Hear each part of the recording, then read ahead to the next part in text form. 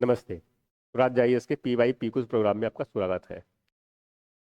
इसके पहले already lecture किए हैं हमने और इसमें भारत का संविधान हमारा टॉपिक चल रहा है और भारत के संविधान में CGPSC से संबंधित जो इम्पोर्टेंट क्वेश्चंस हो सकते हैं, कुछ जो है प्रीवियस ईयर के क्वेश्चंस भी है और साथ में कुछ और क्या पॉसिबिलिटीज जो क्वेश्चन हो सकता है, संभावित प्रश्न वो किस प्रकार से बनाए जा सकते हैं, उनको हम लगातार करते जा रहे हैं।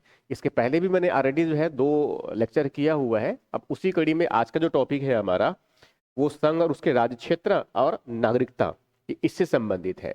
इसका मतलब ये हुआ कि हमने अब तक संविधान की ऐतिहासिक पृष्ठभूमि और उसके बाद में उद्देशिका, उसके प्रश्न जो है मैंने काफी कुछ डिस्कस किया हुआ है। तो आज की लेक्चर में जो है हम 2 टॉपिक से कवर करने जा रहे हैं एक्चुअल में।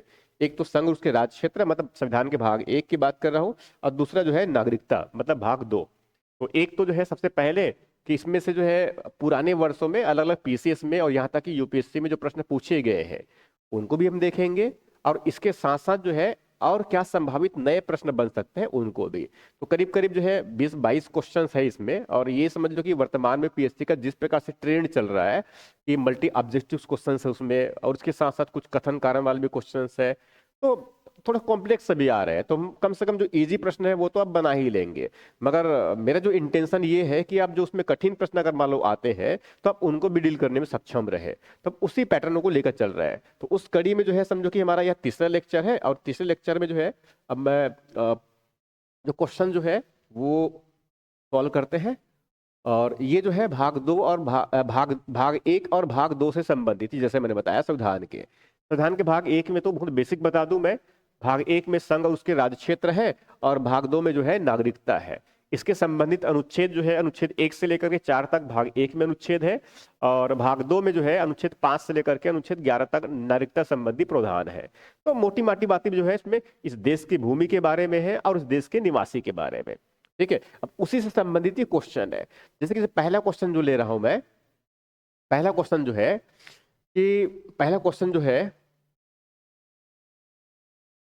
पहला क्वेश्चन जो इसमें ये कह रहा है कि संविधान में, मतलब भारत की संविधान की बात करें, संविधान में हमारे राष्ट्र का उल्लेख किन नामों के किया गया है। मतलब सीधे तौर पे ये पूछ रहा है कि इस देश का नाम जो है भारत के संविधान में किस रूप में है। तो ये तो बहुत बेसिक से बात है, ये बहुत सरल प्रश्न है इस प्रकार से, मगर हाँ ऐसे प्रश्न भी अगर पूछे तो बनने चाहिए। ठीक है, तो इतना तो बहुत स्वाभाविक है। संविधान के अनुच्छेद 1 है, और अनुच्छेद 1 उपखंड में ही कहा गया है भारत अर्थात इंडिया राज्यों का संघ होगा। तो इसमें तो डाउट से नहीं है कि भारत जो है सामाजिक आर्थिक राजनीतिक और सांस्कृतिक दृष्टि से इस देश का नाम जो है केवल और केवल क्या है, एक ही है, भारत अर्थात इंडिया।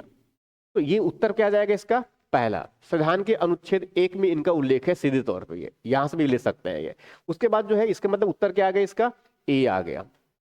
उसके बाद दूसरा क्वेश्चन इसमें, संविधान के प्रथम अनुच्छेद के अनुसार, और संविधान के प्रथम अनुच्छेद के अनुसार का मतलब किसकी बात कर रहे हैं, वो अनुच्छेद 1 की बात कर रहे हैं। और अनुच्छेद 1 में स्पष्ट लिखा गया है भारत अर्थात इंडिया राज्यों का संघ होगा। भारत अर्थात इंडिया राज्यों का संघ होगा, इस तरह का लिखा हुआ है। अनुच्छेद 1 का जो स्टेटमेंट है ये। अब उसमें कह रहे हैं कि संविधान के प्रथम अनुच्छेद के मतलब अनुच्छेद 1 की बात कर रहे हैं। उसके अनुसार भारत किस प्रकार का देश है, किस प्रकार का। तो एक्चुअल में हमें कहाँ मिलेगा, एक तो उद्देशिका में हमें जानकारी मिलता है कि भारत किस प्रकार का है। तो हम तो जानते हैं कि भारत संपूर्ण प्रभुत्व संपन्न है और समाजवादी पंथ निरपेक्ष है और बाकी सब बात है ये। ठीक है, अब इसी की कह रहे हैं कि इस भारत के जो है अनुच्छेद 1 की जो बात कह रहे हैं, तो अनुच्छेद एक्चुअल में 1 जो है वो इस देश की राजनीतिक प्रणाली किस तरह का होगा ये इसको इंडिकेट करता है। इस देश की जो राजनीतिक प्रणाली है उसमें कितने इकाई होंगे और वो किस तरह का होंगे, ये उसकी बात कह रहा है। तो इसी में कह रहा है कि प्रथम अनुच्छेद के अनुसार भारत किस प्रकार का देश। तो संविधान के अनुच्छेद 1 में जैसे मैंने बताया इसमें स्पष्ट लिखा है भारत अर्थात इंडिया ये राज्यों का संघ है। एग्जैक्टली क्या हुआ, राज्यों का संघ है। इसका मतलब ये हुआ कि राज्य भारत से कभी भी अलग नहीं हो सकता है। तो यहाँ पर राज्यों का यूनियन की बात, तो यहाँ पर क्या है, राज्यों का समूह बिल्कुल भी नहीं है, जो ग्रुप्स ऑफ स्टेट से बिल्कुल भी नहीं है। राज्यों का फेडरेशन, क्योंकि हमने कहीं पर फेडरेशन शब्द यूज नहीं किया, कहीं पर हमने परिसंघ। फेडरेशन का मतलब होता है परिसंघ, और परिसंघ का मतलब ही यहाँ होता है जिसमें शक्तियां जो है केंद्र और राज्य में बटी हुई है। हमारे यहाँ वैसी व्यवस्था है, मगर हमने संविधान में कहीं पर जो है राज्यों का फेडरेशन नहीं लिखा हुआ है। तो ये भी नहीं है राज्यों को कॉन्फेडरेशन, जैसे कि यूरोपियन यूनियन है, ईयू जो है वर्तमान में एक प्रकार से वो कॉन्फेडरेशन है, ये महासंघ जिनको कहते हैं महासंघ कहा जाता है। महासंघ का मतलब ये होता है कि कई अलग अलग स्वतंत्र समूहों ने या स्वतंत्र सदस्यों ने एक आपस में समझौता कर रखा है कुछ कुछ बातों को लेकर के, जैसे कि यूरोपियन यूनियन ने ऐसा किया हुआ है। तो ये कह सकते हैं कि यूरोपियन यूनियन एक प्रकार से क्या है, वो कॉन्फेडरेशन है, महासंघ है। मगर भारत में ऐसा बिल्कुल भी नहीं है। भारत एग्जैक्टली देखा जाए तो क्या है, अनुच्छेद 1 के अनुसार में इंडिया, भारत अर्थात इंडिया क्या है, राज्यों का संघ है, union of states. Union of states कहते हैं, राज्यों का संघ है। इसका मतलब यह कि इस यूनियन से, इस संघ से राज्य जो है वो कभी भी अलग नहीं हो सकते, उनको अलग होने का अधिकार नहीं है। तो भारत जो है वो संविधान में कहीं पर भारत के बारे में परिसंघ शब्द उपयोग नहीं किया गया है, इस बात को अच्छे से समझ लेना है। दूसरा, इस भारत के बारे में संघ शब्द का प्रयोग किया गया है, राज्यों के संघ के रूप में। तो उत्तर क्या आ जाएगा हमारा इसका, डी उत्तर सही है में। अब उसके बाद अगले प्रश्न की तरफ आगे बढ़ते हैं। यहां भी जो अनुच्छेद 1 के संदर्भ में ही है, यहां भी अनुच्छेद 1 के संदर्भ में संविधान के अनुच्छेद 1 के अनुसार भारत के राज्य क्षेत्र में कौन कौन सा क्षेत्र सम्मिलित नहीं है। तो ध्यान से रखना है, ये प्रश्न पूछा हमसे क्या है कि भारत का जो राज्य क्षेत्र है उसमें कौन सा सम्मिलित नहीं है, ये कह रहे हैं। ये बहुत लॉजिकल क्वेश्चन है। देखो अनुच्छेद 1 को अगर आप देखेंगे इसमें, तो अनुच्छेद 1 को अगर देखेंगे तो उसमें जो है 2-3 तरह की बात करता है। एक तो जो है देश का नाम के बारे में है, इस देश का नाम क्या होगा उसके बारे में होगा, उनका स्वरूप कैसा है। देश का नाम क्या है, भारत अर्थात इंडिया राज्यों का संघ है, यहां कह दिया। उसके बाद यहां पर क्या है, संघ का राज्य क्षेत्र, इनका उल्लेख है। तो संघ का राज्य क्षेत्र कौन सा होगा, राज्य और उनके राज्य क्षेत्र, इनका उल्लेख है। उसके बाद इसी में जो है भारत का राज्य क्षेत्र का उल्लेख है, भारत के राज्य क्षेत्र का मतलब अनुच्छेद 1 3 चीजों को डील करता है। नंबर 1 देश का नाम है, नंबर 2 जो है संघ का राज्य क्षेत्र है, संघ का राज्य क्षेत्र है, और दूसरा जो है इसमें भारत का राज्य क्षेत्र है। इस भारत के राज्य क्षेत्र में 3 चीजें सम्मिलित होती है, एक तो राज्यों के राज्य क्षेत्र, संघ राज्य क्षेत्रों के राज्य क्षेत्र, और साथ में अन्य क्षेत्र जिनको अर्जित किया जाए।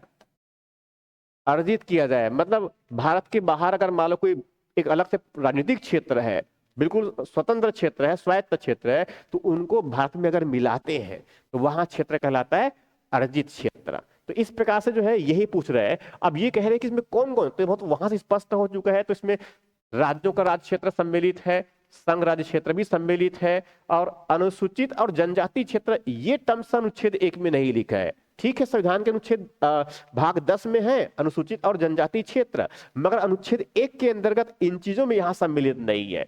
अन्य राज्य क्षेत्र जो अर्जित किया जाए वहां तो सम्मिलित है। तो उत्तर क्या आ जाएगा, पूछा क्या हमसे, सम्मिलित नहीं है, तो ये उत्तर आ जाएगा इसका सी। ये देखो बहुत लॉजिकल प्रश्न है, इस तरह का बहुत सिंपल क्वेश्चन है, बहुत सिंपल क्वेश्चन है, मगर इस तरह के प्रश्न अगर मान लो आते हैं तो बनने चाहिए, हमें उस स्तर में तैयार करनी है। उसके बाद अगले प्रश्न की तरफ आगे बढ़ जाते हैं हम।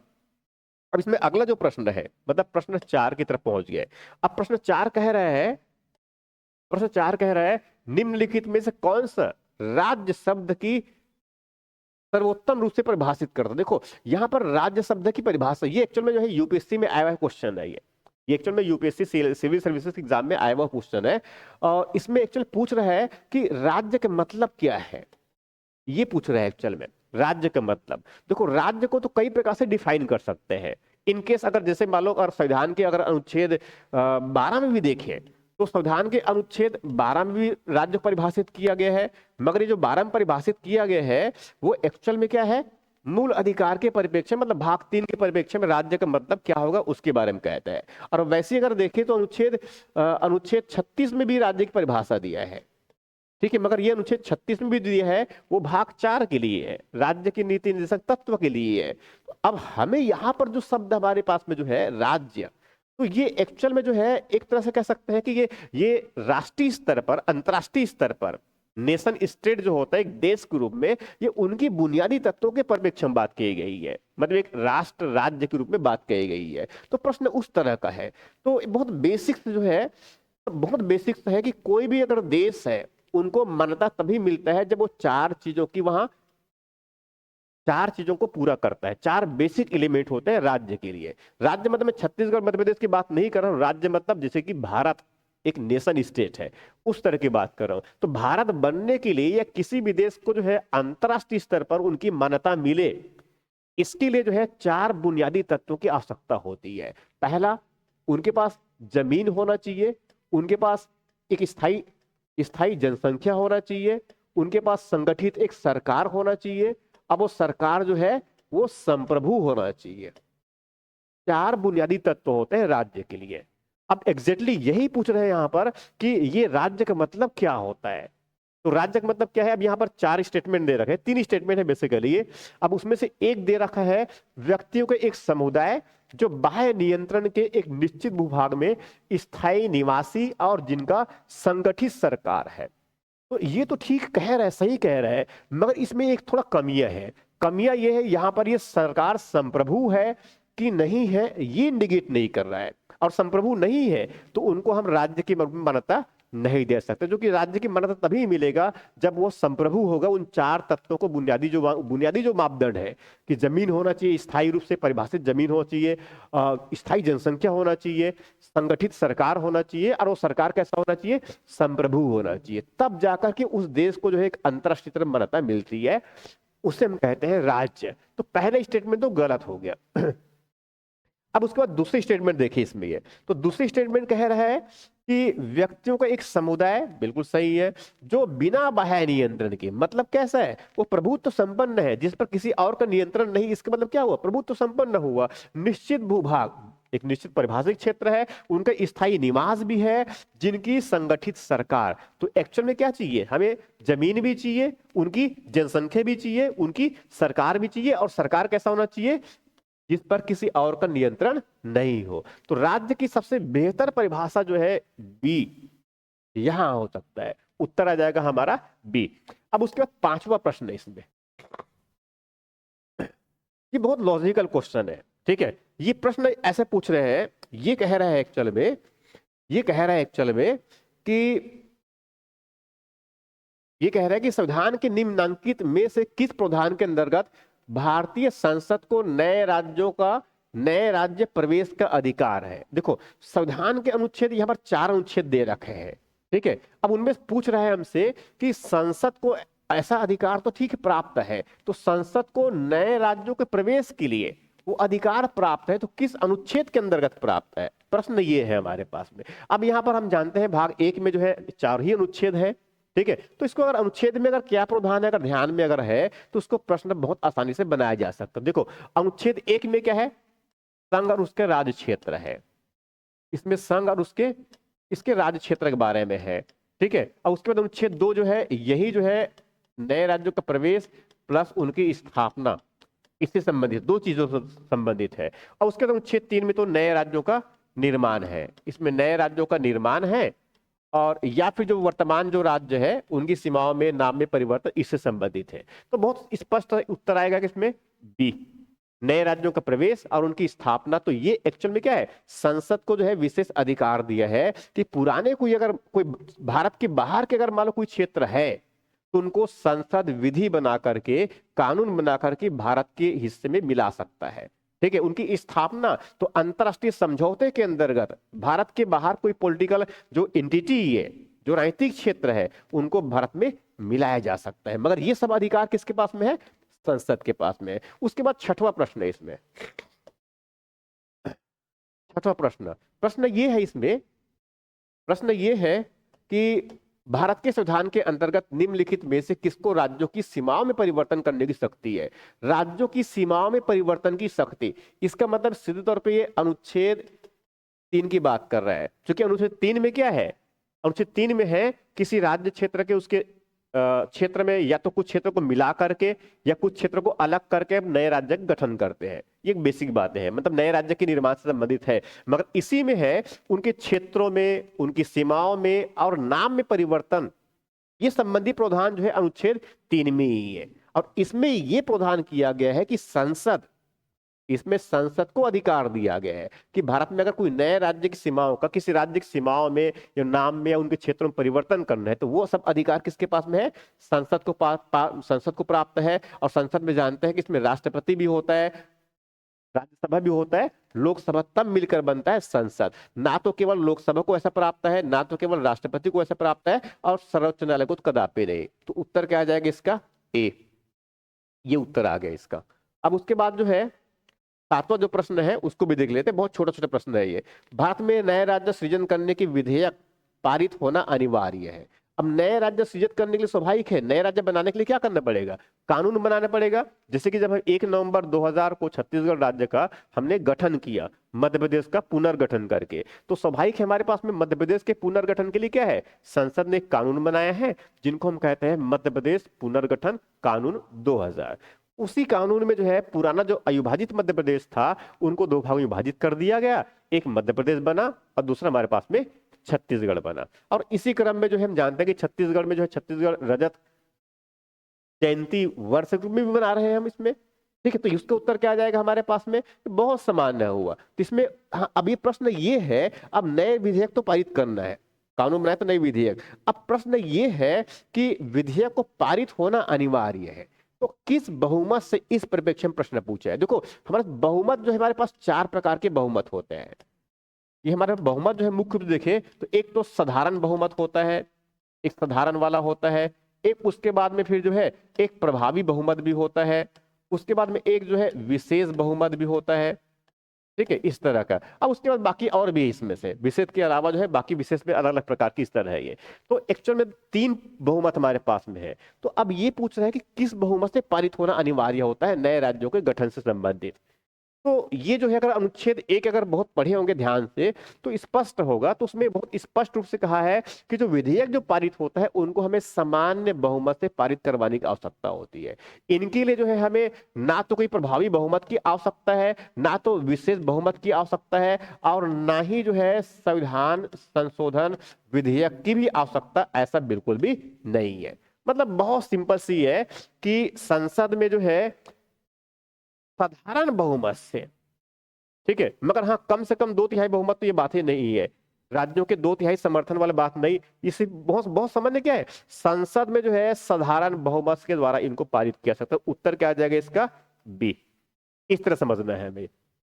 उसके बाद 8वां प्रश्न है इनका। 8वां प्रश्न है निम्नलिखित कथनों में से जो कथन में से जो है नए राज्यों के निर्माण के बारे में सही नहीं है। मतलब हमें यहाँ पर जो है कौन सा सही नहीं है, हमें इनको चूज करना है। हमें यहाँ पर जो है कि कौन सा सही नहीं है, मतलब गलत क्या है, हमें इनको देखना है एक्चुअल में, ठीक है। अब इसमें जो है 4 स्टेटमेंट है हमारे पास में, ये थोड़ा बड़ा बड़ा स्टेटमेंट, तो स्टेटमेंट को बहुत ध्यान से पढ़ेंगे क्योंकि इस तरह से प्रश्न आते हैं तो स्टेटमेंट को ध्यान से पढ़ने की आवश्यकता है। थोड़ा आराम से पढ़ेंगे तो प्रश्न बहुत आसान होते हैं। जैसे पहले स्टेटमेंट है संसद विधि द्वारा नए राज्यों का निर्माण कर सकता है। तो ये तो बहुत बेसिक से बात है। संसद जो है अनुच्छेद 2 में भी लिखा हुआ है और साथ में अनुच्छेद 3 भी लिखा है कि विधि द्वारा नए राज्यों का निर्माण कर सकता है। और ये स्पष्ट रूप से निर्माण का मतलब कौन सा हो गया, ये अनुच्छेद 3 की बात कर रहा है, आर्टिकल 3 की बात कर रहा है। तो ये तो बिल्कुल सही है पहले स्टेटमेंट। हमें गलत की पहचान करना है।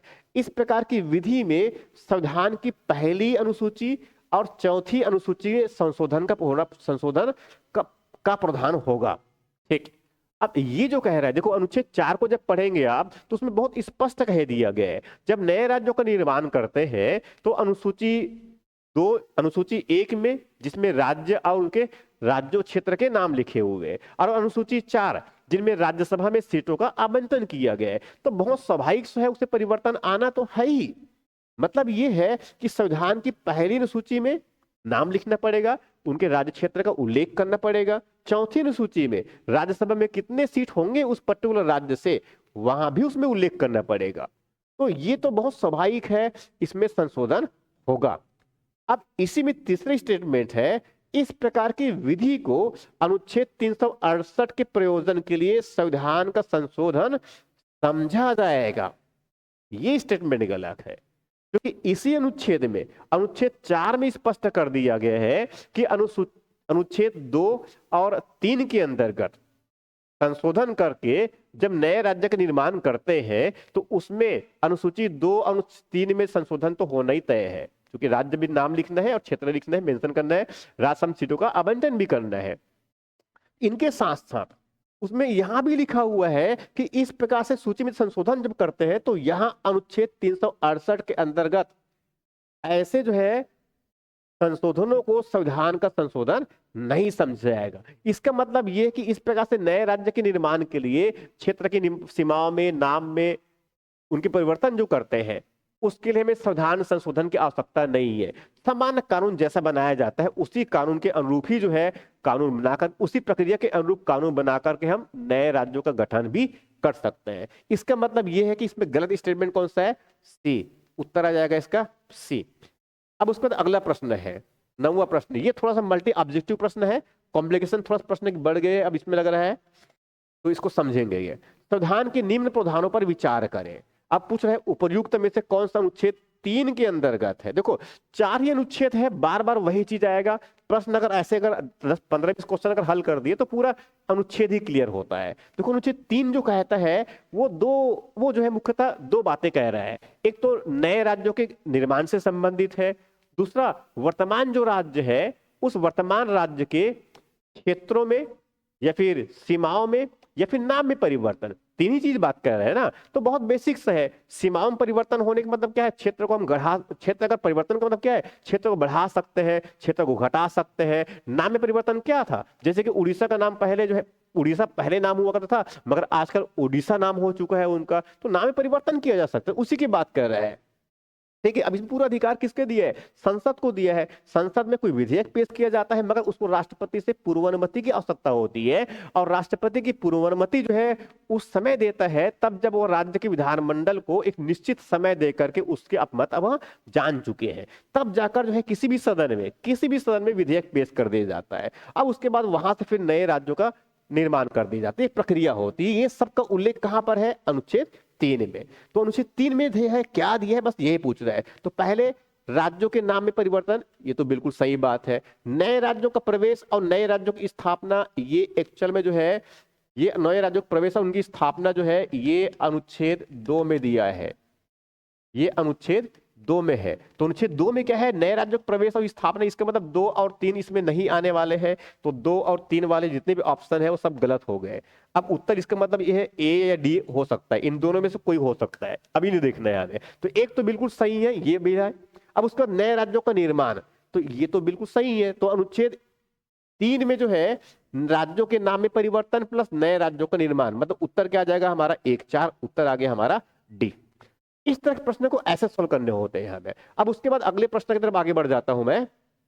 वहां जो 10वां प्रश्न है, 10वां प्रश्न है, ये भी थोड़ा कॉम्प्लेक्स टाइप के प्रश्न है। ठीक है, बहुत इजी तो नहीं कह सकते मगर हाँ ये भी थोड़ा सा कॉम्प्लेक्स है।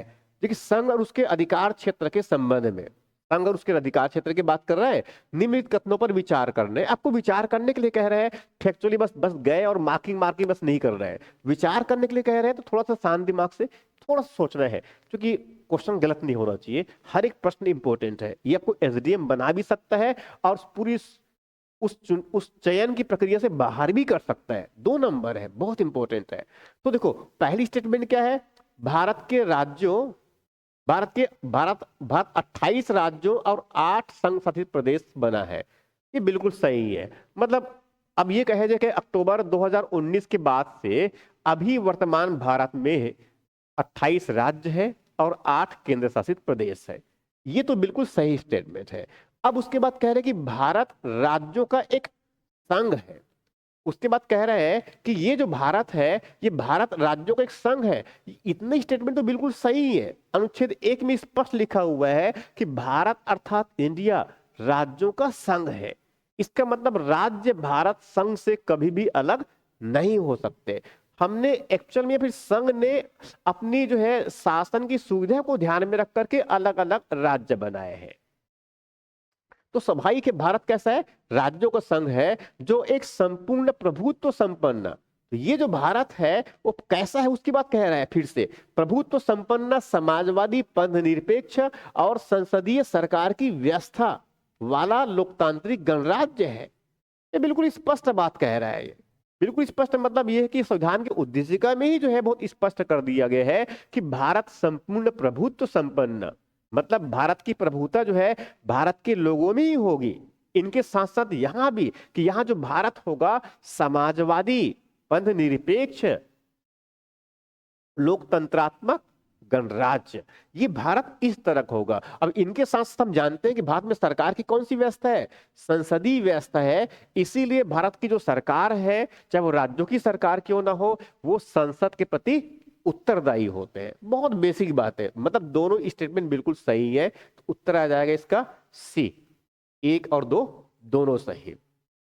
चूज करना था कौन सा कथन सही है। उसके बाद अगला प्रश्न, 11वां प्रश्न, ये भी जो है थोड़ा सा मल्टी ऑब्जेक्टिव क्वेश्चन ही है, क्योंकि जैसे मैंने बताया कि एक्चुअल में क्वेश्चन आजकल जो है थोड़ा सा कॉम्प्लेक्स आ रहे हैं। कॉम्प्लेक्स का मतलब ये है कि अब थोड़ा सा पेपर जो है लगता है कि कठिन हो सकता है, तो हमें कम से कम इस लेवल तक चीजों को देखने की आवश्यकता है। ये सब क्वेश्चन ऐसे हैं जो थोड़ा सा टिपिकल है ही। अगर इस तरह क्वेश्चन अगर सॉल्व कर लिए तो सरल क्वेश्चन तो बन ही जाएंगे। ठीक है, 11वां प्रश्न, भारतीय संविधान के अंतर्गत ये भारतीय संघात्मक व्यवस्था, देखो संघात्मक व्यवस्था, संघात्मक व्यवस्था का मतलब ये होता है, देखो यहां पर क्या रहा है संघात्मक, इस शब्द को पहले समझ लेते हैं। संघात्मक, इनको परिसंघ भी कहते हैं, परिसंघीय भी कहते हैं। इनको जो है इनके लिए एक शब्द का प्रयोग करते हैं, संघीय शब्द ही प्रयोग कर सकते हैं। इनके लिए इंग्लिश में एक ही टर्म्स होता है फेडरेशन, इनके लिए एक ही शब्द होता है फेडरेशन। और फेडरेशन का मतलब ये होता है, फेडरेशन का मतलब ये होता है कि इसमें जो है शक्ति, इसमें जो शक्ति है मतलब पावर जो है वो यूनियन के बीच में, यूनियन मतलब क्या हुआ संघ, और साथ में यहां पर जो है जो राज्य होते हैं, स्टेट जो होते हैं, उन दोनों के बीच में शक्ति जो है बटी होती है, उन दोनों के बीच में शक्ति जो है बटी होती है। तो शक्ति बटने का मतलब क्या हुआ कि कुछ शक्ति जो है संघ के पास में होंगे और कुछ शक्ति जो है राज्य के पास, जैसे कि विधायी शक्ति, प्रशासनिक शक्ति, वित्तीय शक्ति। ठीक है, ये क्या है, और उसी को जो है लागू करने की मतलब विधायी शक्ति भी, साथ में जो है इस तरह कार्यपालिका शक्ति भी। तो कुछ संघ के पास में है और कुछ क्या है राज्य के पास में, दोनों स्वतंत्र रूप से अपने काम करते हैं। दोनों को शक्ति कहां से मिली है, भारत के संविधान से दोनों को शक्ति मिली। तो इस प्रकार से शक्तियों का जिसमें विभाजन कर दिया जाता है, इस प्रकार की जो व्यवस्था होती है उसे बोलते हैं संघात्मक व्यवस्था या परिसंघीय व्यवस्था या संघीय या फिर फेडरेशन। इसीलिए कहते हैं कि भारत क्या है, एक राज्यों का संघ है। मगर हमने यहां पर कई बार संविधान में फेडरेशन शब्द का उपयोग नहीं किया है, हमने यहां पर क्या प्रयोग किया है, राज्यों का संघ। अनुच्छेद 1 में हमने ये लिखा है, हमने संविधान में कहीं भी नहीं कहा है कि हमने परिसंघ बनाया है, बल्कि एग्जैक्टली हमने क्या है, हमने राज्यों का संघ बनाया है ये कहा है। मगर हमारी शासन की जो व्यवस्था है वो कैसा है, परिसंघीय है। संघ और राज्य भी शक्ति का विभाजन है, ये इसी के बारे में कह रहा है। ठीक है, इसके संदर्भ में कौन सा कथन सही है, मतलब हमें सही क्या है हमें ये चूज करना है। ठीक है, जैसे पहला स्टेटमेंट है भारतीय संविधान के अंतर्गत, भारतीय संविधान के अंतर्गत राज्यों को संघ से अलग होने का अधिकार नहीं है। जैसे बताया मैंने कि ये अनुच्छेद 1 में ही लिखा हुआ है, अनुच्छेद 1 में लिखा है संविधान के कि भारत अर्थात इंडिया राज्यों का संघ होगा। तो राज्यों का जब संघ है इसका मतलब ये हुआ कि संघ से राज्य अलग होने का अधिकार है ही नहीं, क्योंकि संघ ने अपने जो है शासन की सुविधा के लिए राज्य बनाए हैं। किसी राज्य को खत्म भी कर सकता है, उनकी सीमाओं में क्षेत्रों में नाम में परिवर्तन कर भी सकता है और उसको फिर से पुनर्गठित भी कर सकता है। तो ये सब शक्ति किसके पास में है, संघ के पास में है। मगर हाँ, राज्यों को जो है इस संघ से पूर्ण समाप्त नहीं कर सकते। पूर्ण राज्य को किसी भी राज्य मतलब इस संघ से राज्यों को जो है समाप्त नहीं कर सकते। राज्यों की संख्या को कम ज्यादा कर सकते हैं, संख्या जैसे पहले 29 थे फिर बाद में घट करके 28 हो गए हैं अभी, तो संख्या कम ज्यादा हो सकता है। मगर संघ से राज्य ही समाप्त हो गया ऐसा कभी नहीं हो सकता। क्यों, क्योंकि अगर राज्य को अगर समाप्त कर दिया गया पूरी तरह से तो संघ का अस्तित्व ही नहीं रह पाएगा। क्यों, क्योंकि भारत जो है राज्यों का संघ है। पहली बात मतलब पहला स्टेटमेंट बिल्कुल सही है। दूसरा स्टेटमेंट, अलग होने मात्र वकालत करने पर अभिव्यक्ति की स्वतंत्रता की सुरक्षा मिलेगी। अब ये कह रहे हैं कि राज्य जो है वो स्वयं को भारत से अलग होने के लिए, अलग होने की जो है बातें हैं, अलग होने की जो है बातें वो कह सकते हैं। और ऐसे कह रहे हैं कि ये जो है उनको अनुच्छेद 1 के अंदर, अनुच्छेद 19 के अंतर्गत, क्योंकि ये जो है अभिव्यक्ति की जो स्वतंत्रता है ये किस में है? अनुच्छेद 19 में है। अनुच्छेद 19(1)(a) में है, ये तो जानते हैं। ठीक है, तो अनुच्छेद 19(1)(a) में क्या है? वाक और व्यक्ति की स्वतंत्रता है जो मूल अधिकार के रूप में है। अब वहीं पर ये कह रहे हैं कि अलग होने की मात्र वकालत करने पर अभिव्यक्ति की स्वतंत्रता की सुरक्षा मिलेगी। मतलब ये कह रहे हैं कि राज्य को जो है अनुच्छेद 32 के अंतर्गत वो भारत से स्वयं को अलग होने की अगर मान लो बातें कहते भी है तो उनको संविधान में उनको सुरक्षा मिलेगी जैसे कि मूल अधिकार के अंतर्गत मिलता है उस तरह का। मगर ऐसा बिल्कुल भी नहीं है। क्यों? क्योंकि ऐसा कोई राज्य जो है भारत से अलग होकर के अपना अलग से देश बनाएंगे, ऐसी कोई बातें यहां पर नहीं है। क्यों? क्योंकि राज्य भारत का, क्योंकि भारत क्या है? राज्यों का संघ है। तो ये स्टेटमेंट बिल्कुल पूरी तरह से क्या हुआ? गलत। उत्तर क्या आ जाएगा? एक। तो ऑप्शन हो गया हमारा ए, केवल उत्तर एक। उसके बाद अगला जो प्रश्न है इसका, यहां भी कथन कारण से संबंधित है। आजकल पीएससी में इस तरह प्रश्न आ रहे हैं। आजकल पीएससी में लगभग इसी तरह का ट्रेंड है कि इस तरह प्रश्न बनते हैं। अबे बहुत लॉजिकल प्रश्न है। जैसे पहला स्टेटमेंट, भारत संघ नहीं है, पहला स्टेटमेंट ही गलत है। जबकि भारत में अनुच्छेद 1 में क्या कहा गया है? भारत अर्थात इंडिया राज्यों का संघ है। ये तो पहला ही जो स्टेटमेंट है संविधान का, पहला अनुच्छेद है संविधान का। और संविधान पढ़ने जाएंगे तो पहला अनुच्छेद तो पढ़ेंगे ही पढ़ेंगे कम से कम। तो पहला स्टेटमेंट क्या हो गया? गलत हो गया। उसके बाद कारण, किसी भी राज्य क्षेत्र सीमा नाम उसकी सहमति के बिना परिवर्तन करने की शक्ति संघीय संसद को प्राप्त है। अब देखो यहां पर कह रहा है कि भारत संघ नहीं है। अब संघ नहीं है उसका कारण ये नहीं है। पहली बात तो ये कि भारत संघ नहीं है, ये स्टेटमेंट ही गलत है। कथन पहले पहले कथन क्या है? सीधा गलत है। और पहले कथन जो कह रहा है, दूसरा कथन उसका कारण भी नहीं है। तो हमें यहां भी समझना है कि कथन जो कहा गया है, क्या दूसरा कथन उसका कारण है? हमें प्रश्न यहां भी समझना है। तो एक्चुअल में अगर देखें तो यहां तो पूरा ही खराब हो गया है। खराब इसलिए हो गया क्योंकि पहले तो क्या हुआ, ये कथन ही गलत है। और दूसरा, अगर कथन सही मान भी ले तो पहला कथन जो है उनको सही व्याख्या भी नहीं करता है। जैसे किसी भी राज्य के क्षेत्र में सीमा में नाम में सहमति के बिना परिवर्तन करने की शक्ति संघीय संसद को प्राप्त है, ये तो बिल्कुल ठीक है। संसद जो है अगर मान लो राज्य सहमत नहीं भी हुआ तो भी जो है उनकी सीमाओं में नाम में क्षेत्र में परिवर्तन कर सकता है। ये तो बिल्कुल सही है। मतलब सेकंड स्टेटमेंट सही है। मतलब इसमें अगर देखें तो सेकंड स्टेटमेंट गलत ये तो नहीं होगा। और एक तथा दो दोनों सही है ऐसे बिल्कुल भी नहीं है, ये भी गलत हो गया। एक तथा दो दोनों सही है और दो एक की सही व्याख्या करता है ऐसा बिल्कुल भी नहीं है। देखो स्टेटमेंट बिल्कुल डिफर कर रहा है। व्याख्या करने का मतलब ये होता है कि जो पहली स्टेटमेंट कहा गया है उसकी सिद्धता दूसरी स्टेटमेंट से होनी चाहिए। मतलब पहली स्टेटमेंट को सिद्ध कौन सा करे? दूसरी स्टेटमेंट करे, उसमें उसका रीजन होना चाहिए, तब जाकर ऐसा कह सकता है कि उनकी सही व्याख्या कर रहा है। मगर यहां पर ऐसा बिल्कुल नहीं है। यहां पर एग्जैक्टली क्या है कि पहला स्टेटमेंट गलत है और दूसरा स्टेटमेंट क्या है? वो सही है। बस इतना ही है। दोनों का बहुत कोई स्पष्ट संबंध यहां पर है ऐसा बिल्कुल भी नहीं है। तो उत्तर क्या आ जाएगा हमारा? डी। उसके बाद अगला प्रश्न, अगला जो प्रश्न 13 प्रश्न है, इनमें निम्नलिखित तत्वों पर विचार करना है। ये चार चीज दे रखा है आपके पास में, नहीं तीन चीज दे रखा है। देखो बहुत इंपॉर्टेंट प्रश्न है ये। इसमें भी जो है संघीय स्वरूप है ये। देखो एक है पहला कल्याणकारी राज्य। कल्याणकारी राज्य जानते हैं कि भारत कैसा देश है? एक कल्याणकारी स्टेट है ये। ठीक है, लोगों को कल्याण के लिए काम करता है, योजनाएं बनाता है, उनको खाने देता है, पीने की पानी की व्यवस्था, बिजली की व्यवस्था, सड़कों की व्यवस्था, सामाजिक सुरक्षा, कई प्रकार की है। तो भारत एक क्या है? कल्याणकारी राज्य है। कल्याणकारी राज्य है, ये तो बिल्कुल सही बात है। संविधान के अनुच्छेद अनुच्छेद अगर 38 भी अगर देखे तो स्पष्ट लिखा हुआ है लोक कल्याण की बढ़ावा देने के लिए सरकार काम करेगा। उसके बाद तीसरा है संविधान का संघीय स्वरूप। जानते हैं कि बताया मैंने कि एक तो संघ होता है, एक यूनियन होता है और दूसरा स्टेट होता है, दोनों में शक्ति बटी होती है इस तरह का। तो ये तो बिल्कुल सही बात है। अनुच्छेद 32 के अंतर्गत उच्चतम न्यायालय के प्राप्त शक्ति है। अनुच्छेद 32 जानते हैं संवैधानिक उपचारों का अधिकार है और सर्वोच्च न्यायालय को शक्ति दी है। मगर प्रश्न इतना बस नहीं है, हमें सिर्फ इस पर विचार करना था। अब देखो प्रश्न पूछ क्या रहा है, उपर्युक्त में से कौन सा से संविधान की मूल संरचना में शामिल है? बेसिक स्ट्रक्चर ऑफ कॉन्स्टिट्यूशन की बात कर रहा है ये, बेसिक स्ट्रक्चर। अब बेसिक स्ट्रक्चर तो सभाई के सर्वोच्च न्यायालय ने केशवनाथ भारती मामले में 73 में कहा गया था ये। अब उसमें बहुत सारी बातें सम्मिलित है।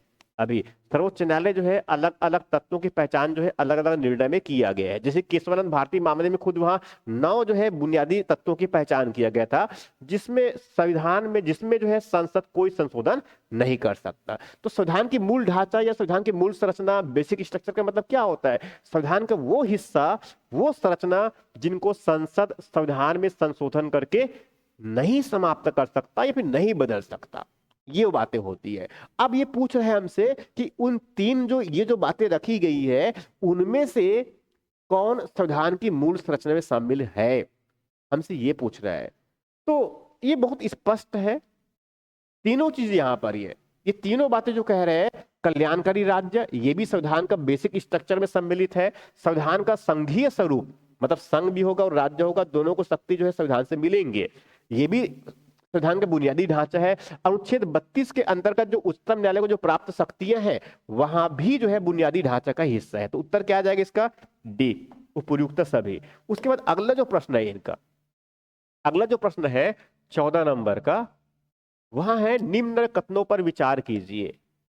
निम्नलिखित कथनों पर विचार कीजिए और दिए कूट की सहायता से बताइए कि इनमें से कौन सा सही है। ठीक, ये मतलब यही है कि इसमें 2-3 स्टेटमेंट दे रखा है और ये बहुत लॉजिकल है। आजकल ऐसे प्रश्न बताया जा रहे हैं पीएससी के द्वारा, अब इसलिए मैंने इन सब क्वेश्चन को एक साथ पकड़ के ले आया है। संविधान में यूनियन ऑफ स्टेट्स, बिल्कुल सही बात है, राज्यों के संघ की बात कर रहा है। यूनियन ऑफ स्टेट्स शब्द प्रयुक्त हुआ है क्योंकि भारतीय राज्यों को अलग होने का अधिकार नहीं है। ये बिल्कुल सही तरीका है, ये बिल्कुल सही तरीका है। अनुच्छेद 1 में जो है बहुत स्पष्ट कहा गया है कि भारत अर्थात इंडिया राज्यों का संघ है, और राज्यों का संघ है इसका मतलब ये है कि राज्य भारत से कभी भी अलग नहीं हो सकता।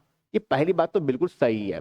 मतलब उत्तर, इसको मैं थोड़ा ज्यादा छोटा हो गया, इसको थोड़ा छोटा कर लेते हैं, पूरा क्वेश्चन आ जाएगा इसमें। ये इस तरह का, ठीक, इस तरह का। तो इससे पहले स्टेटमेंट क्या हो गया है? बिल्कुल सही है, पहले स्टेटमेंट बिल्कुल सही है। उसके बाद दूसरी स्टेटमेंट, एस के धर आयोग, ये ऐसा समझ लीजिए इनको कि ये एक्चुअल में एस के धर आयोग जो है 1948 में, अक्टूबर 1948 में जो है एक नए राज्यों के गठन से संबंधित एक आयोग बनाया गया था, एस के धर आयोग।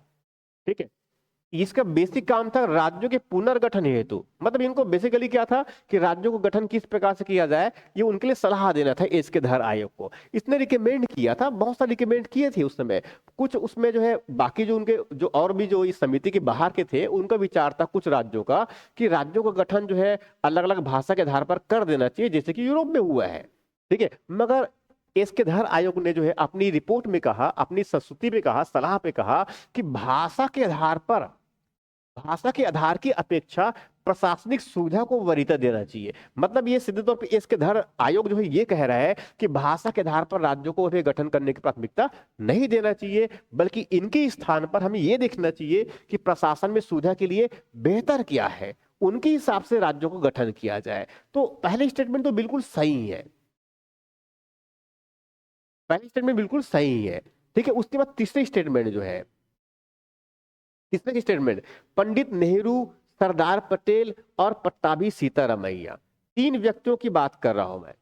यहां पर 3 व्यक्तियों का नाम दे रखा है, पंडित जवाहरलाल नेहरू, पंडित जवाहरलाल नेहरू है, ये है, सरदार पटेल है, सरदार पटेल है, इसको ये सरदार वल्लभ भाई पटेल है, और इसको पट्टाभी सीतारामैया। इसीलिए इसको कभी कभी इस कमेटी को जो है जेवीपी कमेटी भी कहते हैं। ये जेवीपी कमेटी जो है, जैसे मैंने बताया कि एस के धर आयोग का गठन अक्टूबर में हुआ था, उसने अपने रिपोर्ट अक्टूबर में दिया था, मगर इस रिपोर्ट का जो है काफी विरोध किया गया। और इसके बाद फिर जो है दिसंबर में, इसके बाद दिसंबर में जो है एक दिसंबर 1948 में ही, 1948 में ही जो है एक जेवीपी कमेटी का गठन किया गया। मतलब जेवीपी कमेटी मतलब पंडित नेहरू भी थे, सरदार पटेल थे और पट्टाभी सीतारामैया। ठीक है, ये इसमें, ठीक, ये इसके एक नए कांग्रेस ने अलग गठित किया था। अब उसमें जो है राज्यों के पुनर्गठन के लिए, अब ये फिर गठन जब किया, इसकी रिपोर्ट भी आए जिसने रिकमेंडेशन किया, तो राज्यों के पुनर्गठन में भाषाई आधार के पक्ष में नहीं थे। ये भी बिल्कुल सही बात है ये, ठीक है, कि इसने भाषाओं को उस समय आधार नहीं माना था। इन्होंने भी कहा कि मूल रूप से प्रशासनिक सुविधा को ध्यान में रख करके हमें राज्यों का गठन करना चाहिए। तो यहां भी बिल्कुल सही बात है। इसका मतलब यह है कि पहले स्टेटमेंट बिल्कुल सही है, दूसरे स्टेटमेंट भी बिल्कुल सही है, और तीसरे स्टेटमेंट बिल्कुल सही है। तो कूट में क्या आएगा हमारा उसमें? डी। उत्तर आ जाएगा डी। उसके बाद अगला प्रश्न, अगला प्रश्न हमारा ये जो अगला प्रश्न है, अब इसमें जैसे कि मान लो प्रश्न क्या है, थोड़ा छोटा छोटा प्रश्न है इसमें।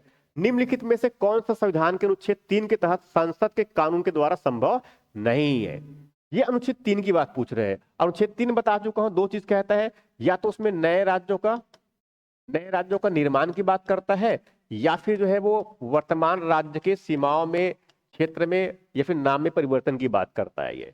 ठीक है, इस तरह का वो ये दो ही बात करता है। अब उसी को देखना है हमें। तो यहाँ पर एक्चुअल में क्या है, कौन सी बात नहीं कह रहा है, कौन सा संभव नहीं, ये पूछ ले, मतलब अनुच्छेद 3 में क्या सम्मिलित नहीं है उनकी बात कह रहा है। देखो, नए राज्यों को गठन, ये तो बिल्कुल कर सकते हैं, नए राज्यों को निर्माण कर सकते हैं, मतलब क्या है, हम उसको गठन ही कर रहे हैं। राज्य की क्षेत्रों में परिवर्तन कर सकते हैं, ये बिल्कुल सही बात है। राज्यों की सीमाओं परिवर्तन कर सकते हैं, ये भी बिल्कुल सही बात है। नए राज्यों का प्रवेश, ये अनुच्छेद 2 में दिया हुआ है। अनुच्छेद 2 में जानते हैं नए राज्यों का प्रवेश है और साथ में नए राज्यों की स्थापना, ये ऐसा दे रखा है। तो स्वाभाविक उत्तर क्या आ जाएगा इसका? बहुत डी। उसके बाद अगला प्रश्न है इनका, ये जो है 11वां प्रश्न, ये उसी कमेटी से संबंधित है, अभी जो थोड़ा पहले डिस्कस किया था मैंने, कि इसमें प्रश्न ये है, राज्य पुनर्गठन अधिनियम 1956 में, ये 1956 में जो है एक राज्य पुनर्गठन अधिनियम के बारे में बात कर रहा है। एग्जैक्टली ऐसा समझे तो 1953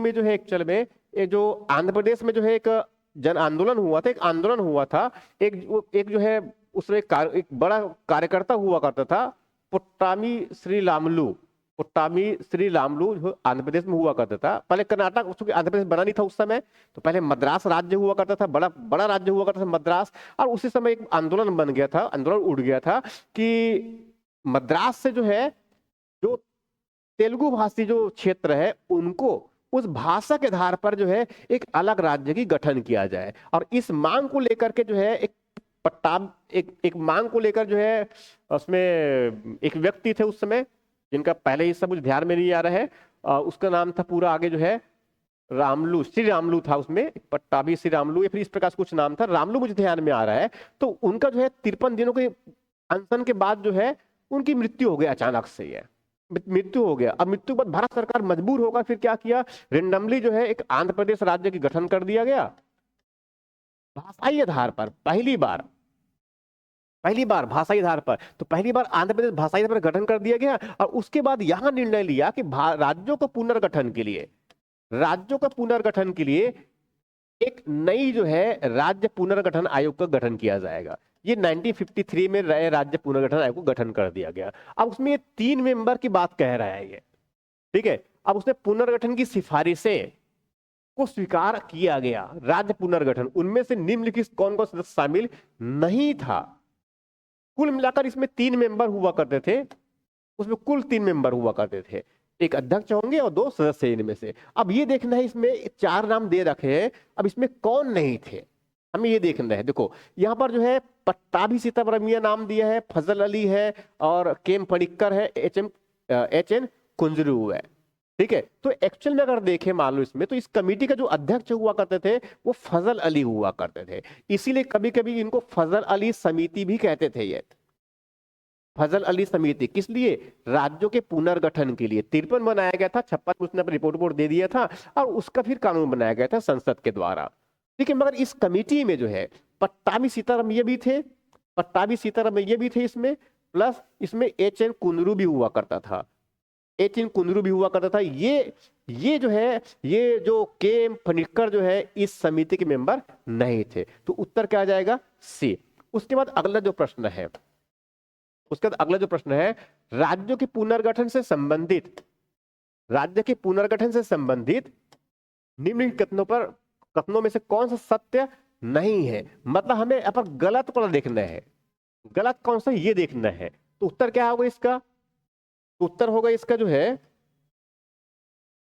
इसका उत्तर होगा राज्यों के पुनर्गठन की शक्ति केवल संसद को प्राप्त है। ये तो बिल्कुल सही बात है, हमें चूंकि गलत सुन रहे हैं, ठीक है। दूसरा क्या है इसमें, पुनर्गठन संबंधी विधेयक किसी भी सदन में प्रस्तुत किया जा सकता है, ये बिल्कुल सही है, चाहे लोकसभा हो चाहे वहां राज्यसभा हो। उसके बाद कह रहे हैं कि पुनर्गठन के लिए विधेयक गृह मंत्रालय भारत सरकार द्वारा प्रस्तुत किया जाता है, ये भी बिल्कुल सही है, क्योंकि इस प्रकार से राज्यों के प्रबंधन वाला जो जितने भी एक्टिविटीज है वो सब गृह मंत्रालय के अंतर्गत होता है। इसका मतलब बहुत सभाई का डी अगर नहीं भी जानते तो उत्तर क्या होगा, डी ही आ जाएगा। ऐसा भी किया जा सकता है। यहां पर दे रखा है पुनर्गठन के लिए संविधान संशोधन विधेयक समान बहुमत से पारित होने चाहिए।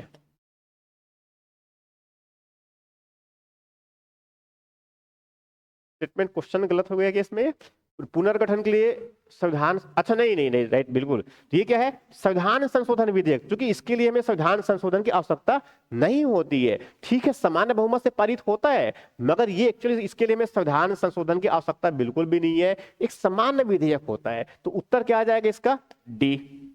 अब उसके बाद 17 प्रश्न देखते हैं। ये 17 प्रश्न, ये बहुत लॉजिकल टाइप के प्रश्न है।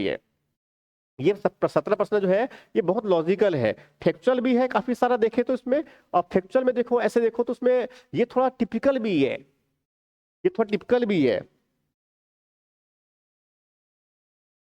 टिपिकल इसलिए क्योंकि इसमें थोड़ा फैक्चुअल भी है, जब तक इनको थोड़ा सा अगर समझ में नहीं आएगा तो बनना मुश्किल हो जाएगी। ठीक है, जैसे कि पहली स्टेट में निम्नलिखित घटनाओं का कालक्रम में, इन घटनाओं का जो है कालक्रम, ये 4 अलग अलग घटना दे रखा है, ये 4 घटना दे रखा है। अब 4 घटना को जो व्यवस्थित करके जो है आपको जो है इसका है कि सही उत्तर बताना है। इसमें ये सही उत्तर बताना है। सही उत्तर बताने का मतलब ये हुआ कि इसमें पहला स्टेटमेंट जैसे ही है, जैसे पहली स्टेटमेंट कह रहा है महाराजा हरि सिंह ने विलय पत्र पर हस्ताक्षर किए। जानते हैं जम्मू कश्मीर के उसमें 47 की परिस्थितियां हैं, तो एक तो पहली स्टेटमेंट है। दूसरा कह रहा है कि भारत का संविधान का लागू हुआ।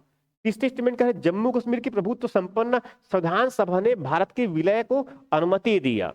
उसके बाद चौथी स्टेटमेंट है जम्मू कश्मीर राज्य का नया संविधान लागू हुआ। देखो ये 4 स्टेटमेंट है। अब ये बहुत कॉम्प्लेक्स स्टेटमेंट, अगर नहीं जानते हैं तो फैक्चुअली जो है क्वेश्चन लगभग बाहर है आपके दायरे से, ऐसा हो सकता है। मगर ऐसे क्वेश्चन को भी बनाए जा सकते हैं। थोड़ा सा इस बात को हम अगर समझे कि 1946 और 47 की स्थिति किस प्रकार का था, क्योंकि भारतीय स्वतंत्रता अधिनियम 1947 15 अगस्त 1947 को जब लागू हो गया, तो लागू हुआ तो भारत में तो ठीक है, भारत और पाकिस्तान जो है 2 अब नए डोमिनियन स्टेट बन गए, मगर रियासत भी जो है स्वतंत्र हुए। अब रियासत की स्थिति ऐसे थे उस समय कि वो तो भारत के साथ मिल सकते थे या फिर पाकिस्तान के साथ मिल सकते थे या फिर वो स्वतंत्र भी रह सकते थे, उनको ये अधिकार था। मगर ज्यादातर रियासत जो है भारत के साथ मिले, कुछ रियासत पाकिस्तान के साथ मिले।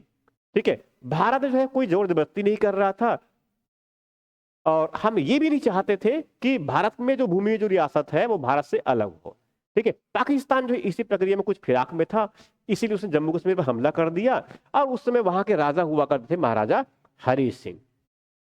पहले तो उसने आनाकानी किया, मगर ये देखा कि भारत पाकिस्तान जो है उस पर बार बार आक्रमण करते जा रहे हैं, बड़े क्षेत्र में उनका अधिकार कर लिया। तब जाकर के फाइनली जो है 1947 में 1947 का मतलब कब की बात कर रहा हूं मैं, 26 अक्टूबर को। 26 अक्टूबर को जो है 1947 में ये जो है महाराजा हरि सिंह ने जो है विलय पत्र पर, विलय पत्र का मतलब ये है कि वो इंस्ट्रूमेंट ऑफ लेप्स कहते हैं कि भारत में जो है जम्मू कश्मीर का विलय करना, उस संधि पर उसने हस्ताक्षर किया। 26 अक्टूबर को साइन किया था, 27 अक्टूबर को हमने जम्मू कश्मीर अपनी सेना भेज दी थी। आप फाइनली तो जानते हैं क्या हुआ था। तो पहला स्टेटमेंट जो है क्या है, अक्टूबर 1947 का है। भारत का संविधान लागू हुआ, ये कब लागू हुआ था, 26 जनवरी 1950 को, ये हम जानते हैं। ये दूसरा स्टेटमेंट हो गया। ये तिथि पूछे ना प्रश्न, इसमें क्या है, हमें निम्न घटनाओं कालक्रम का जो है उसको सही क्रम पूछना है। उत्तर में क्या है कि सब सही क्रम क्या है वहां पर दे रखा है यहाँ पर ये। उसके बाद क्या है, तीसरा स्टेटमेंट है इनका, जम्मू कश्मीर की प्रभु सत्ता संपन्न संविधान सभा ने भारत में विलय की अनुमोदित किया। देखो 5 अगस्त 2019 के पहले तक जम्मू कश्मीर में उनका अपना अलग से पूरी व्यवस्था हुआ करता था, उनका अपना संविधान भी था, उनके लिए बहुत सारे जो है प्रधान थे। संविधान में अनुच्छेद 370 स्पेसिफिक था उनके लिए, और उसके अंदर काफी सारा उनको छूट मिली हुई थी। मगर जो 5 अगस्त 2019 से जो है उसे समाप्त कर दिया। भारत के राष्ट्रपति ने एक आदेश जारी किया और उनको समाप्त कर दिया। मतलब अनुच्छेद 370 के अंतर्गत जो है जो छूट मिला था अब वो समाप्त हो गए। ठीक है, मगर उसके पहले की बात कह रहे हैं हम यहाँ पर। वो कह रहे जम्मू कश्मीर की जो प्रभुत्व संपन्न संविधान सभा, उनका अपना संविधान था, इसका मतलब ये संविधान रहा होगा उनका। तो संविधान ही रहा कैसे ये? एक्चुअल में जो है 1952 में, एक्चुअल में कब की बात कर रहा हूं मैं, 1952 में जो है इस जम्मू कश्मीर को जब जब भारत में इनका विलय हो गया, जैसे बताया 47 में मैंने, तो उसके बाद इनको भारत में किस प्रकार से सम्मिलित किया गया है उसके बेसिस पर इनको कुछ छूट दिया गया था। छूट यहां भी था उनको कि उनका अपना अलग से संविधान होगा, ये छूट दिया गया था, छूट दिया गया था। तो छूट दिया गया, इसी प्रक्रिया में प्रक्रिया शुरुआत जम्मू कश्मीर के अपनी प्रभुत्व संपन्न जो है संविधान सभा का गठन करे, तो ये प्रक्रिया 52 से शुरुआत हुआ था, 52, 53, और फाइनली जो है ये 14 फाइनली जो है 1954 में 1954 में जो है भारत में जो विलय पत्र जो उसने राजा हरि सिंह ने साइन किया था, उस विलय पत्र को 1954 में उन्होंने अनुमति दिया, अप्रूवल फाइनली 1954 में। उसके बाद यहां पर कह रहे हैं कि जम्मू कश्मीर के राज्य का नया संविधान लागू हुआ। हम जानते हैं नया संविधान जो है 1957 में लागू हुआ था। तो एक प्रकार से अगर देखें, देखो अब पूछ रहे हैं सही क्रम क्या है इनका, तो महाराजा हरि सिंह के विलय पत्र हस्ताक्षर कब किए हैं? 1947 का है पहली क्रम में देखें तो। इसमें वर्ष देखेंगे तो वर्ष को देखेंगे तो सबसे पुराना कौन सा हो गया? 1 नंबर पहले आ जाएगा। उसके बाद और 1 नंबर वाले यहां पर देखेंगे तो क्या है, तो कम से कम बी उत्तर नहीं होगा, डी भी उत्तर नहीं होगा, बचा कौन सा है? ए और सी है यहां पर। अब उत्तर इसमें ये सकते हो कि अब दूसरी स्टेटमेंट देखिए, भारत का संविधान लागू हुए तो जानते हैं 26 जनवरी 1950 के, तो 1 के बाद 2 आना चाहिए, तो 1 के बाद 2 वाला ऑप्शन यहाँ पर ये नजर में आ रहा है। अब 3 और 4 नहीं भी जानते तो यहाँ तो बिल्कुल भी नहीं, तो ये भी नहीं हो सकता ना, ऐसे भी कर सकते हैं। मगर थोड़ा सा भी हम क्वेश्चन सीख रहे हैं, हल करने के लिए सीख रहे हैं, तो पूरा देख लेते हैं। ठीक है, जम्मू कश्मीर का प्रभुसत्ता संपन्न संविधान सभा ने भारत के विलय को अनुमति किया था, ये किया था 1954 में। ठीक है, साथ में जम्मू कश्मीर का संविधान जो है लागू हुआ था 1957 में। अब इन सबको समाप्त कर दिया गया। अब ये 57 के जो संविधान जो है वो सब समाप्त हो चुके हैं 9 अगस्त 2019 से। अब उनका कोई अलग से संविधान नहीं है, वो सब के सब वैसे ही राज्य है। अब तो वैसे ही संघराज्य क्षेत्र भी है जम्मू कश्मीर, जानते हैं ये। तो उत्तर क्या आ जाएगा इसका? 1 2 3 4, यहां उत्तर हो गया। उसके बाद अगला जो प्रश्न है 18वां प्रश्न है इनका। 18वां प्रश्न यहां भी स्टेटमेंट जैसा ही प्रश्न है। राज्य पुनर्गठन आयोग, मैं उसी की बात कर रहा हूं जो 1953 में गठित हुआ था, जिनके अध्यक्ष जो है फजल अली हुआ कर, जस्टिस फजल अली हुआ करते थे। निम्नलिखितों पर विचार करते हुए सही विकल्प चुनना है, मतलब सही क्या है हमें ये बताना है। पहले कथन कह रहे हैं जस्टिस फजल अली के फणिक्कर और हृदयनाथ कुंजरू इसके सदस्य थे। ये बिल्कुल सही बात है, पहली स्टेटमेंट तो बिल्कुल सही है, ये कह रहे हैं। उसके बाद कह रहे हैं कि आयोग ने बंबई और पंजाब की विभाजन का समर्थन किया था। देखो जस्टिस फजल अली जो आयोग बना था वो एक्चुअल में जो है राज्यों के पुनर्गठन संबंधी प्रस्ताव पर विचार देना था उनको। तो उस समय जो है अगर देखे तो एक बड़ा राज्य था भारत में, अगर ऐसा देखे तो उस समय भारत में अगर देखे तो बड़ा बड़ा राज्य था। यहाँ पर एक मद्रास बड़ा राज्य हुआ करता था, बॉम्बे बड़ा राज्य हुआ करता था, जिसमें ये गुजरात और इधर कर्नाटक का भी हिस्सा हुआ करता था।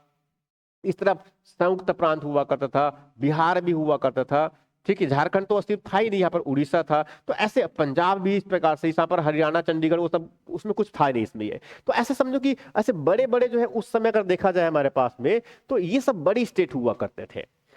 अब इसी को जो है पुनर्गठित किया जाना था। तो पुनर्गठन में कह रहे हैं कि क्या इस कमिटी ने बंबई और पंजाब, क्योंकि इस बंबई में जो है महाराष्ट्रियन भी है, मराठी वाला भी है, और साथ में गुजराती वाला भी, दोनों भाषी क्षेत्र के थे। पंजाब में जो है कुछ सिख है, सिख समुदाय वाले हैं, और कुछ जो है नॉन सिख भी है। हरियाणा, हिमाचल, वो उसी की बात कर रहा है। तो इस प्रकार से ये कह रहे हैं कि इस कमेटी ने, इस समिति ने जो है, इस आयोग ने जो है बंबई और पंजाब के विभाजन का समर्थन किया था, ये कह रहे हैं अपनी रिकमेंडेशन में। मगर वास्तविकता ऐसा बिल्कुल भी नहीं है। इन्होंने पंजाब और बंबई के विभाजन का समर्थन नहीं किया था। ये एग्जैक्टली अगर देखा जाए तो ये ऐसा विभाजन समर्थन नहीं, बल्कि एक प्रकार से उनको एक रखने की बात कही थी इन्होंने। उसके बाद तीसरा कथन कह रहा है कि संसद के पास राज्य पुनर्गठन कानून 1956 के तहत 14 राज्य और 6 केंद्र शासित प्रदेश बनाए गए। ये बिल्कुल सही है। मूल संविधान में हमारे पास में 4 कैटेगरी के राज्य थे।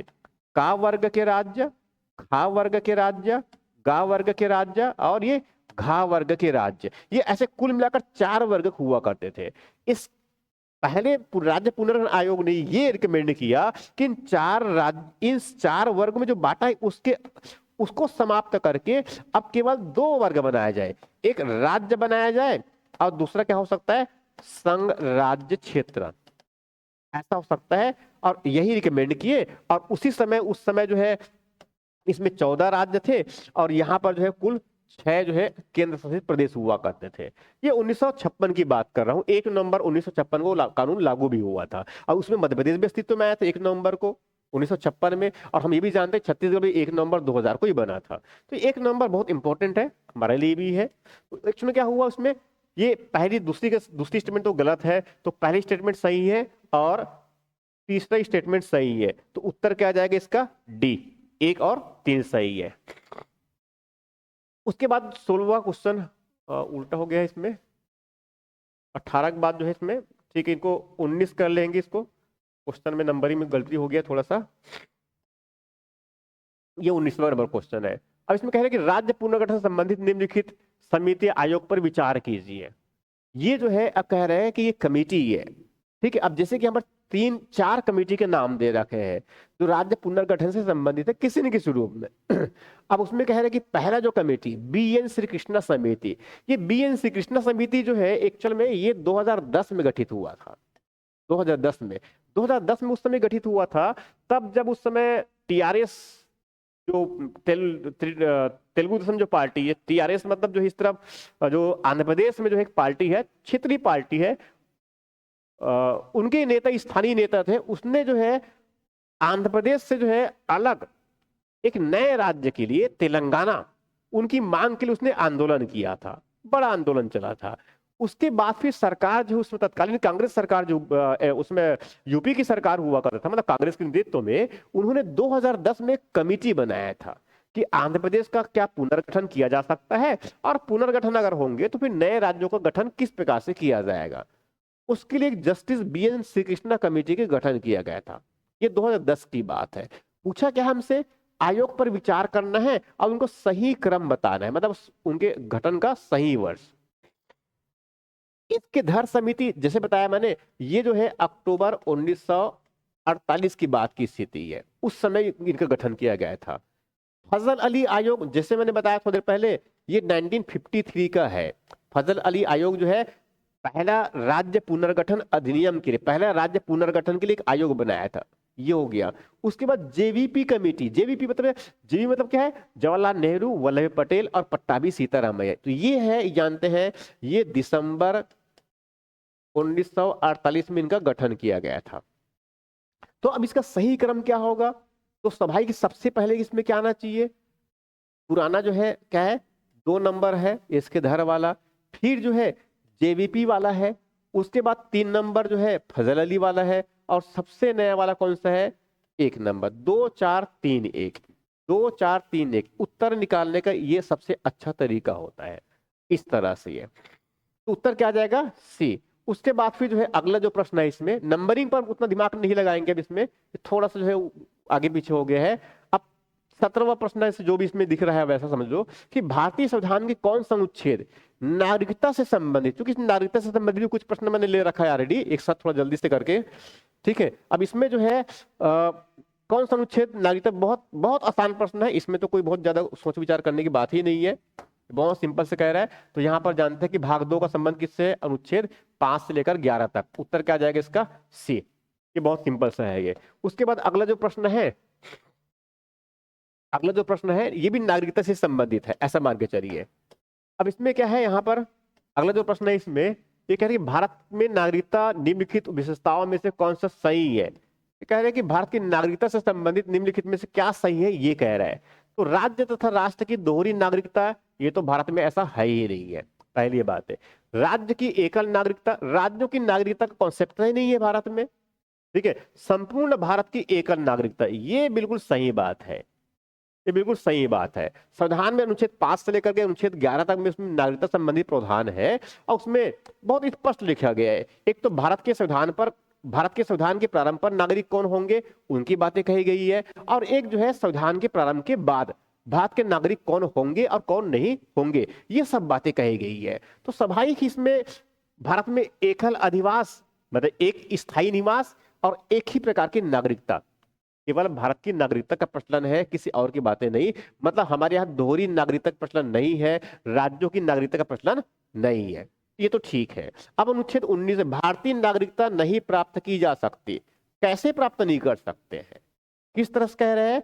जन्म से तो प्राप्त कर सकते हैं, बहुत स्वाभाविक है। जो नागरिकता अधिनियम है 1955 का, उसके अंतर्गत भी कर सकते हैं। देशीकरण के द्वारा भी किया जा सकता है, किसी भूभाग के सम्मिलित करने पर मतलब क्षेत्र को अर्जित कर लिया, भारत संग मिला दिया तो भी कर सकते हैं। भारतीय बैंक में धन जमा करके इसको नहीं प्राप्त कर सकते, मतलब उत्तर क्या जाएगा? डी।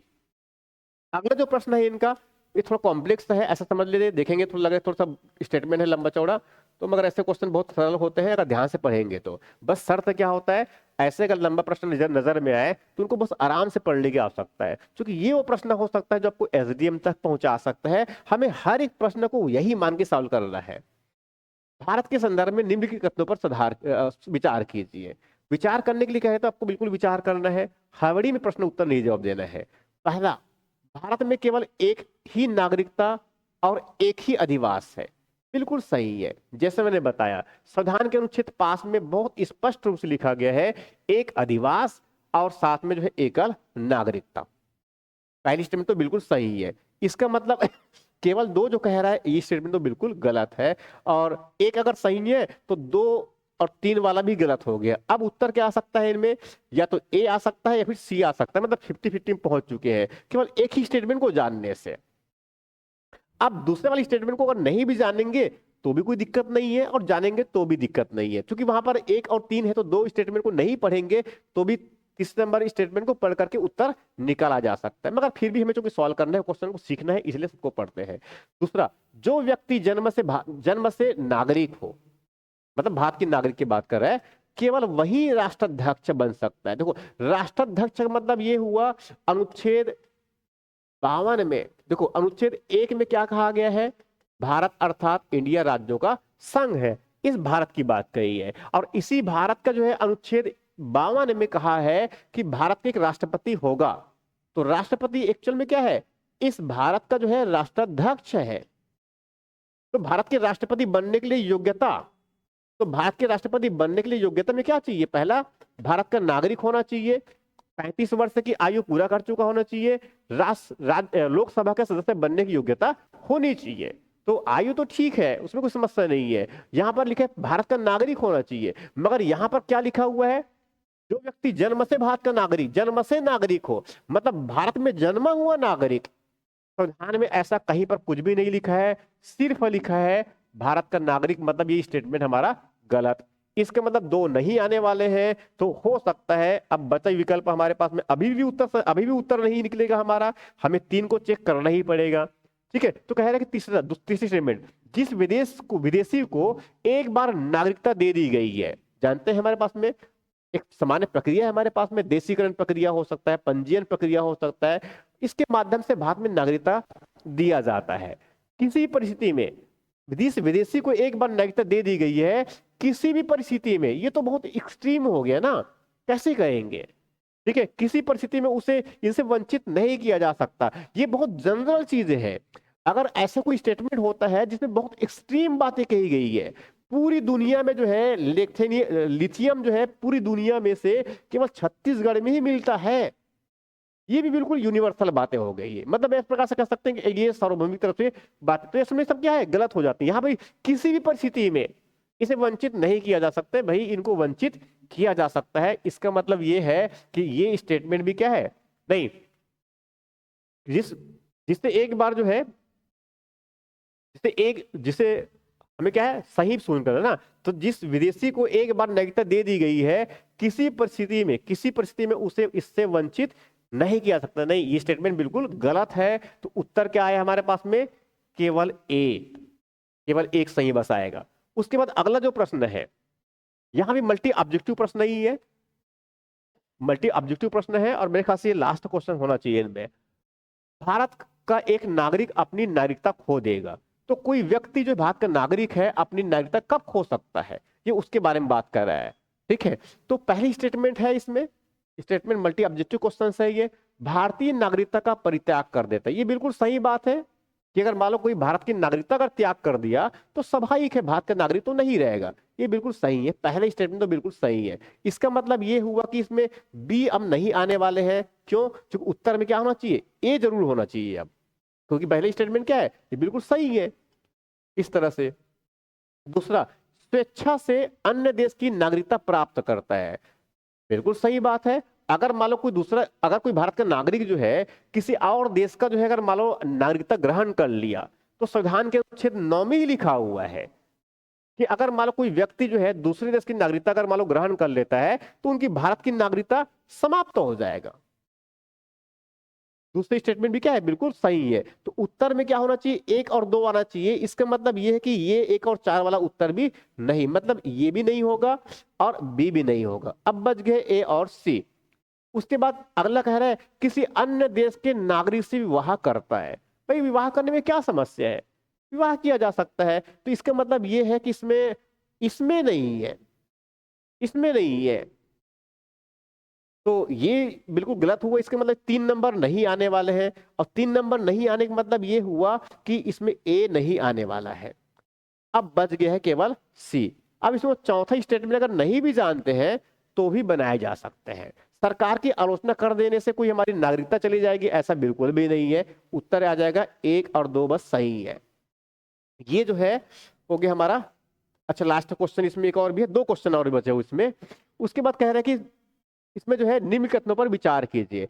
नागालैंड, असम, मणिपुर, आंध्र प्रदेश, सिक्किम, मिजोरम, अरुणाचल प्रदेश तथा गोवा की प्रादेशिक मांगों को देखते हुए भारत के संविधान में अनुच्छेद 371 ए से लेकर के 371 आई तक अंतर्विष्ट किए हैं। देखो ये कह रहा है कि राज्यों के परिप्रेक्ष्य में, ये कह रहा है राज्यों के परिप्रेक्ष्य में कि संविधान में जो है अनुच्छेद 71 371 से लेकर के 371 ए है, वहां से लेकर 371 ए आई तक, उसमें ये जो राज्य जहां पर मेंशन किया हो मैंने, इन राज्यों के बारे में विशेष प्रावधान है।